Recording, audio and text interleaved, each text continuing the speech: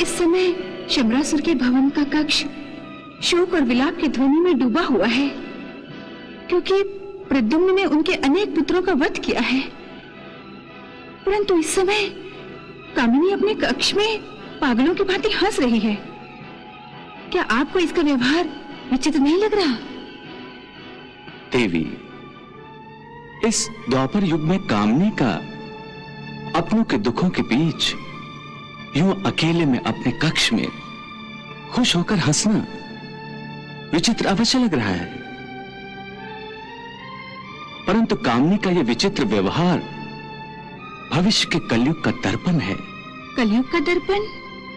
हाँ देवी, कलयुग की सबसे बड़ी विडंबना यह होगी कि मनुष्य अपने छोटे से स्वार्थ के लिए दूसरों के बड़े बड़े हितों को भेंट चढ़ाने में संकोच नहीं करेगा। परंतु प्रद्युम्न ने जिनका वध किया है वो तो कामिनी के अपने देवर थे, उसके पति के भाई थे। फिर दूसरों के हित को भेंट चढ़ाने का प्रश्न कहाँ उठता है? देवी, कलयुग में भाई भी भाई का नहीं होगा, और तो और संतान भी अपने माता पिता की नहीं होगी। मनुष्य केवल अपने और अपने बेटों बच्चों के घेरे में सीमित हो जाएगा। बाकी सब उसके लिए पराये हो जाएंगे। अर्थात अपने भी पराये हो जाएंगे? हाँ, और कलयुग का यही दर्पण कामनी दिखा रही है। इस समय वो इसलिए खुश नहीं हो रही है कि उसके शत्रु का संहार हुआ है। उसे अपने देवरों की मृत्यु की खुशी नहीं है। कामनी की खुशी का कारण यह है कि उसके कक्ष में उसके 99 यज्ञ कुंडों में अग्नि की लपटें अब भी उठ रही हैं।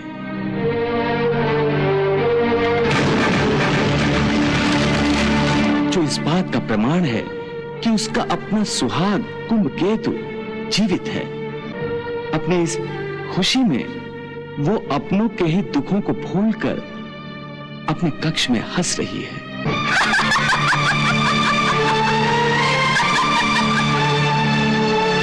भगवान, कामिनी का ये दुर्व्यवहार कुछ अच्छा नहीं लग रहा है मुझे। देवी, अरे ये तो कुछ भी नहीं है।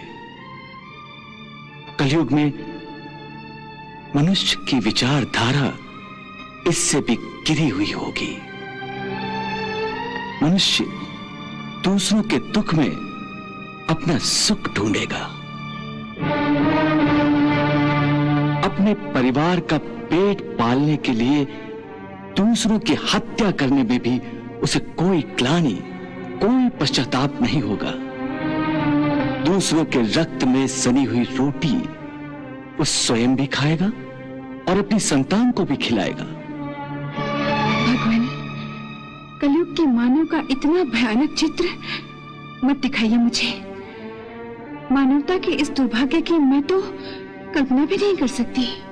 कलयुग की कल्पना छोड़ो, द्वापर युग की इस कामनी को आप स्वयं अपनी आंखों से देख रही हैं।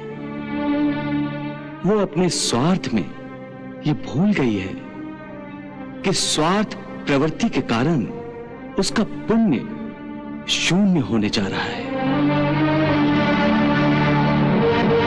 इसका ज्ञान इस समय कामनी को नहीं है, परंतु जब इसका ज्ञान उसे होगा तब समय रेत की भांति उसकी मुट्ठी से निकल चुका होगा। ये सब होने के प्रभाव के कारण होगा।